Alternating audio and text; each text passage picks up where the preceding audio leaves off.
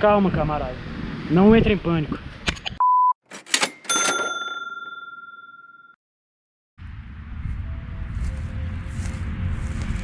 E aí, camarada? Bem-vindo ao Armagedon. Sobreviveu? Tá vivão? Então bora lá. Já clicou no vídeo, então já sabe qual que é o assunto, né não, cabeção? Primeiramente, bem-vindo ao canal. Se você não conheceu o nosso projeto que se chama o Educa Dinheiro, o Educa Dinheiro se trata de um projeto social em que a gente tenta passar um pouco de educação financeira, um pouco do que não é ensinado na escola, mas que a gente considera de suma importância para você viver nessa sociedade, por mais caótica que esteja agora. Meu nome é Eric e vamos entrar no assunto do vídeo. Bom, o que fazer para sair da crise? É um assunto meio, vamos dizer assim, ambicioso, mas eu queria compartilhar um pouco da minha experiência e fazer um vídeo que seja um pouco mais amplo do que só a questão financeira.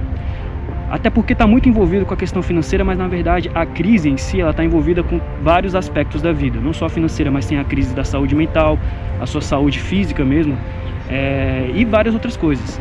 Então vamos começar do começo, não é verdade? O que é uma crise? É exatamente isso que eu expliquei. Ela pode ser uma mudança abrupta em uma situação que era confortável. Por exemplo, você estava se sentindo bem, de repente entrou numa depressão, você entrou numa crise de depressão. A economia ia bem, de repente aconteceu uma situação abrupta e ela caiu e entrou numa crise econômica. E entrando um pouco no contexto de 2020, que está sendo um ano particularmente muito difícil, não é verdade? Você acha que com certeza já percebeu isso. Entramos numa crise, não só uma crise nacional, mas uma crise mundial.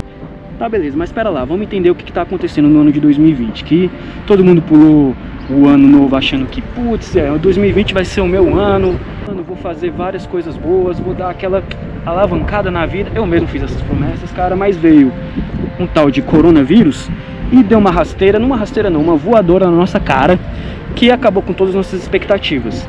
Mas como que a gente chegou nesse momento? Vamos dar uma contextualizada.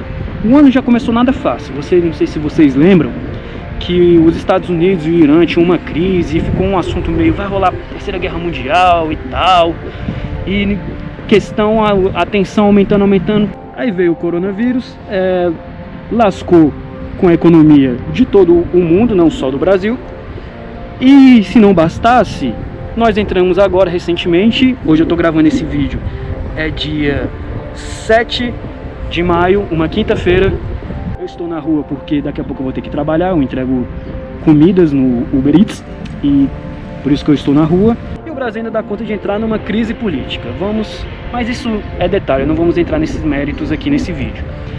Agora, entendendo um pouco mais como a gente chegou nessa situação, vamos aprender algumas abordagens importantes para a gente tentar extrair melhor de uma crise. Como a gente vai combater essa crise? A primeira coisa que eu quero que você entenda, meu camarada: crises são normais, elas sempre acontecem, elas sempre vão acontecer. Isso você tem que esperar. O ciclo econômico ele é feito por fases boas e por fases ruins, não só o ciclo econômico.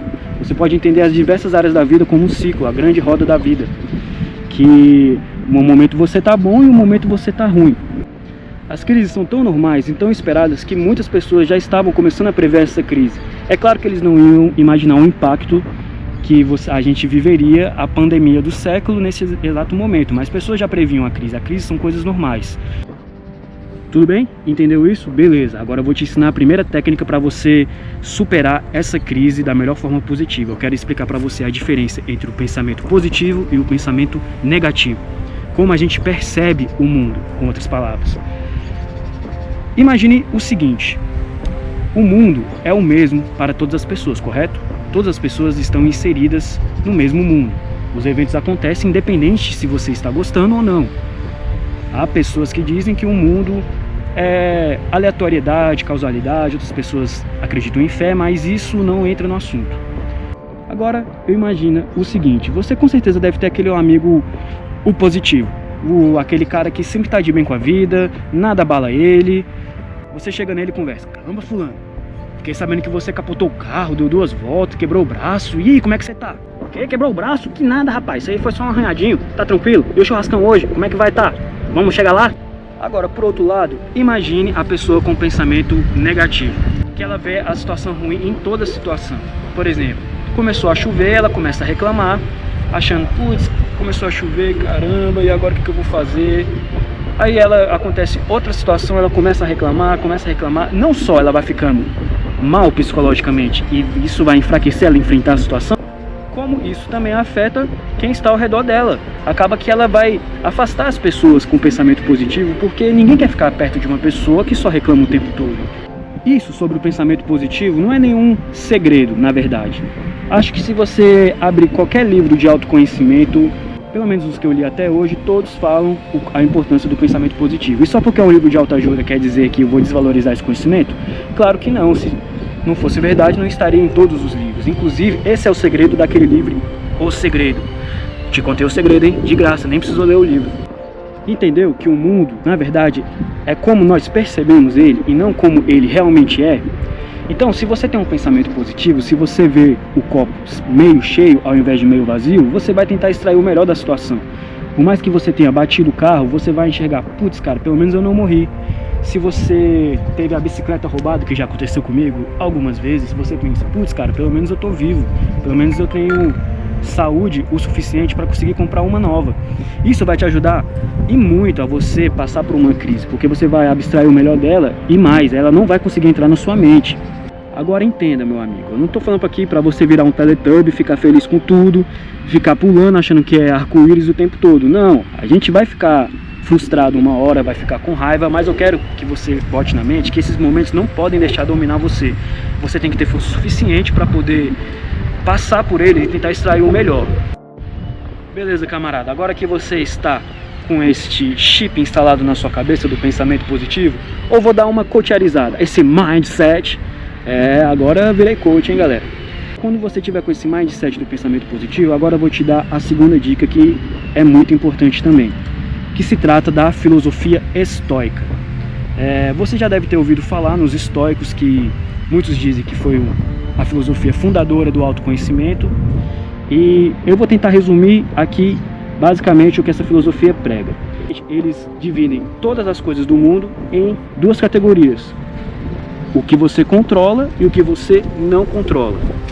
Depois que você fez essa distinção entre o que você controla e o que você não controla, vai concentrar suas forças no que você controla.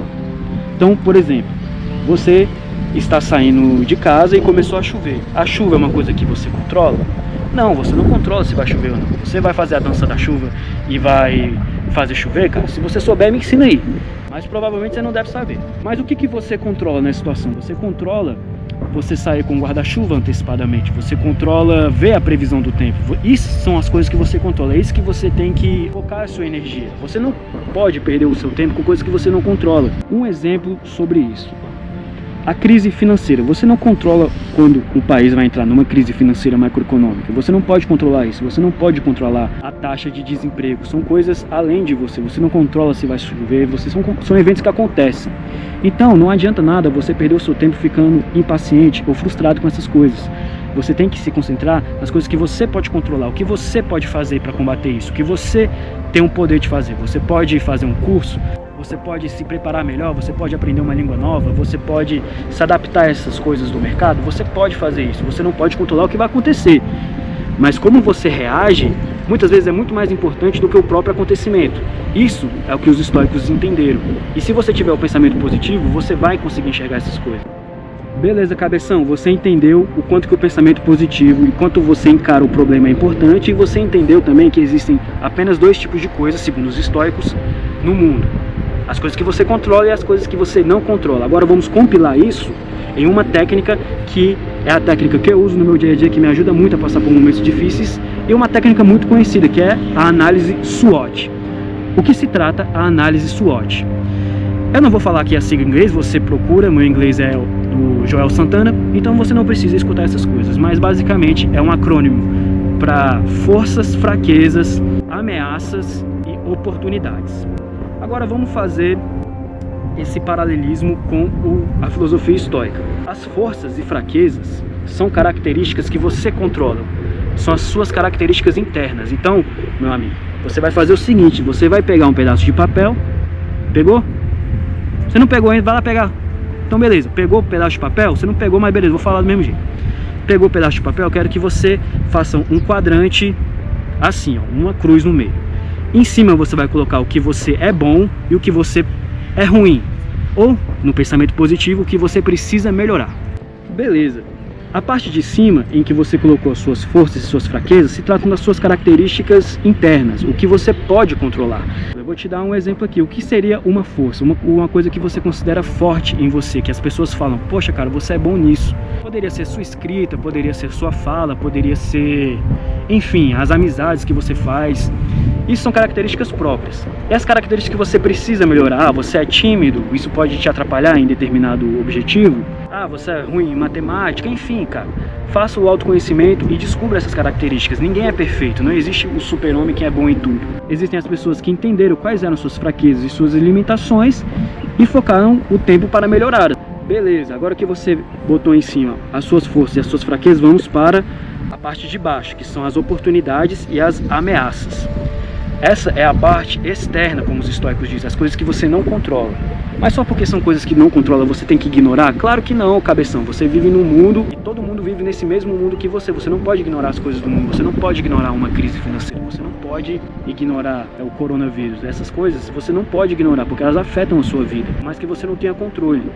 Mas você tem que ser inteligente o suficiente para poder observar essas coisas e poder agir. Então as ameaças, o que seriam as ameaças? São as coisas que ameaçam seus objetivos, as coisas externas que você não tem controle.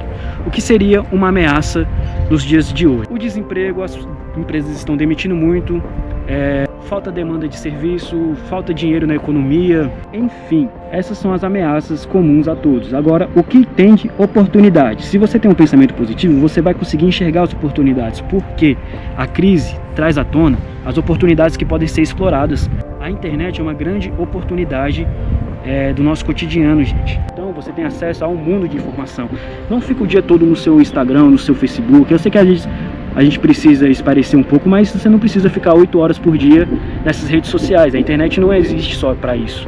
Tem muita coisa boa na internet, muito conhecimento gratuito. Olha aí outra oportunidade. Mas a educação gratuita é um assunto que eu vou abordar um pouco mais adiante. Outra oportunidade que a crise expôs: a necessidade da digitalização das empresas, da empresa poder ofertar um produto digital, a logística de sua produção para poder entregar um produto delivery. Muitas empresas não faziam essa parte de delivery e elas entenderam que tem muito lucro envolvido. Agora eu vou listar algumas categorias de educação gratuita muito importantes que você pode explorar nessa sua fase de quarentena. O próprio YouTube, que você está vendo esse vídeo, o YouTube é um dos maiores professores que eu tive na vida e com certeza não vai parar tão cedo. Então tem muito conteúdo bom no YouTube, muitas pessoas ensinando coisas boas, que às vezes tem cursos pagos, as pessoas ensinam gratuitamente. Enfim, se você é um microempreendedor, eu aconselho muito a você ver os cursos do Sebrae. Sim, o Sebrae tem muitos cursos interessantes, gratuitos.